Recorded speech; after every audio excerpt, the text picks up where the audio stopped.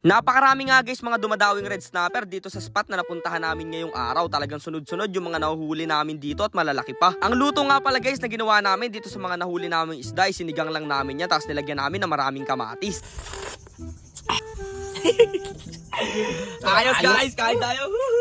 So what's up mga kanapadaan lang. So ngayong araw nga guys, panibagong adventure na naman. Tara, fishing adventure nga pala guys muna tayo ngayong araw. Dahil sobrang sarap sa feeling pa nagpi-fishing tayo at marami rin nagre-request. Kaya sa mga nagre-request dyan na mag-fishing kami, eto na po. Pero sana naman guys, sa mga solid followers at viewers namin dyan, palambing naman po ng konti lang. Pakilike nga pala guys ng video na to. At para guys sa solid na suporta nyo, sana po i-share nyo na rin tong video na to. Maraming salamat po. Shoutout nga pala sa mga taga Romblon, Quezon City, Samar, Leyte, Bicol at sa mga taga Albay. Shoutout din sa mga taga Quezon Province. At syempre sa mga taga Mindoro na kung saan ay dito kami nakatira. Yung mga gusto nga pala guys magpa-shoutout dyan, mag-comment lang kayo sa video na to. Maraming salamat po. At eto na nga guys, nakarating na nga pala tayo sa spot kung saan tayo mangangawil ngayong araw. At nilaglag na nga pala namin dito yung mga pangawil namin. At grabe guys, sobrang laki agad na nahuli dito ng tropa nating si Angelo. Tawa talaga guys kami ng tawa sa part na to kasi napakaliit ng lapu-lapu na yan. Pero dito guys sa susunod ay may dumawi na sa ating isda.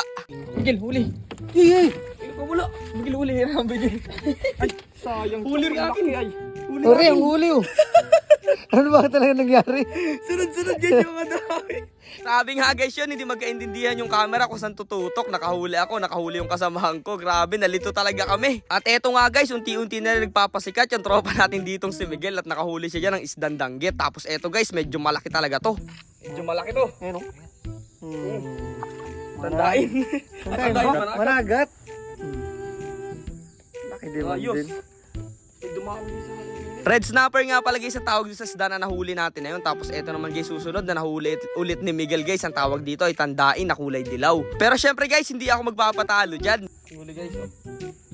Remo, huli na naman. Oh, pakita tayo dun yung itsura.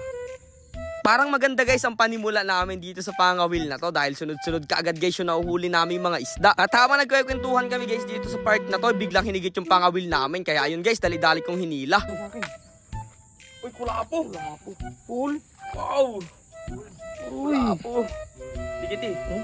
Eto naman guys yung isda na tinatawag namin ditong puol. Pero kung sa English guys kung tawagin ay black grouper guys o mangroves grouper. Ganyan nga pala guys mga isda ang kadalasang nahuhuli dito sa lugar namin dahil napakalawak nga pala ng mga mangroves dito. Napakasolid din guys na napili nating spot ngayong araw. Mahina lang guys yung hangin at napakatahimik lang dito. Okay na okay talagang mag-fishing. Maya-maya nga lang guys hindi umiimik yung tropa kong si Angelo dyan. Yun pala guys tumadawi na sa kanya isang malaking isda. At eto nga guys muntikan pang sumabit dun sa hélice ng aming bangka. Makakawala pa sana. Grabe guys, napakalaki nitong nahuli niya at napakaganda guys ng kulay. Yan nga pala ang red snapper. Nangangagat nga pala guys yan. Wag na wag nyo hawakan yung kanyang bibig. Nung matitilos guys na maliliit yung ngipin yan. Grabe, nakajackpot dito guys yung tropa nating si Angelo.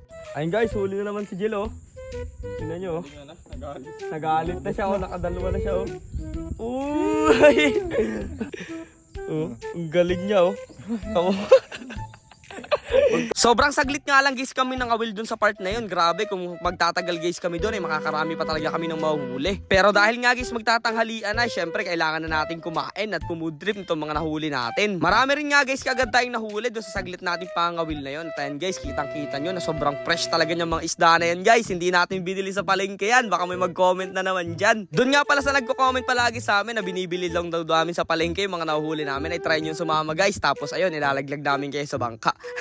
Joke lang, try nyo sumama para malaman nyo yung totoo. Dito na nga lang palagis namin nagpakasunduan at magluto sa aming munting kubo sa palaisdaan dahil nalimutan nga palagis namin yung mga rekado at yung mga gamit namin. At nakikita nyo ba guys itong puno na to? Napakaganda guys gumawa ng treehouse dyan. Kaya ngayon guys darating na summer ay gagawa natin ng treehouse na napakaganda yan. Dati nga guys may treehouse na rin kami dyan kaso nga lang guys medyo guna na at delikado na sa mga bumibisita kaya pinili na lang naming alisin. Pero ngayong summer guys at malaki ang high tide yan nasa likod na puno natin na yan gagawa natin yan guys ng malaking at magandang treehouse. Dahil nga guys fresh yung mga isda na lulutuin natin ngayong araw. Ang masarap guys na luto dyan ay sinigang lang. Grabe guys, may nahuli rin nga palang mga sugpot, maliliit na mga kalantugas dito yung tatay ko kagabi. Kaya yun, binigay na lang niya sa amin. Kaya yan, sama-sama na guys namin niluto at papaksiwin. Ay, sisigangin pala guys yung mga nahuli nating mga fresh na mga isda na yan. Lalagyan rin guys natin ng napakaraming kamatis yan para mas masarap talaga. At makalipas nga lang guys ang ilang minuto, grabe nakakagutom guys pag ganitong klase yung ulam nyo. Tapos nandito kayo guys sa palaisdaan.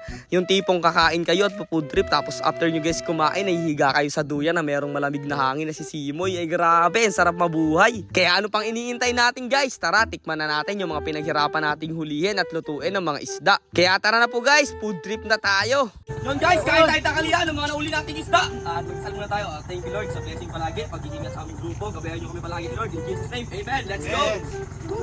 Yan ang gamitin mong panghigop. Guys, ito ang gagamitin kong panghigop. Yeah. Grabe, ang sarap kasi. Higop tayo na guys. Sabaw. Tingnan natin. Ang ginawa ang nakakapres sa ano eh. Sa pakiramdam eh. Sugpo nilo. Lantakan mo yung sugpo. Guys, tingnan nyo. Kuha tayo ng fresh na ano. Mainit kasi. Laman ng lapu-lapu. Fresh na fresh. Sarap. Ayun ka. Sarap. Galaw isda. Sarap po. May gan.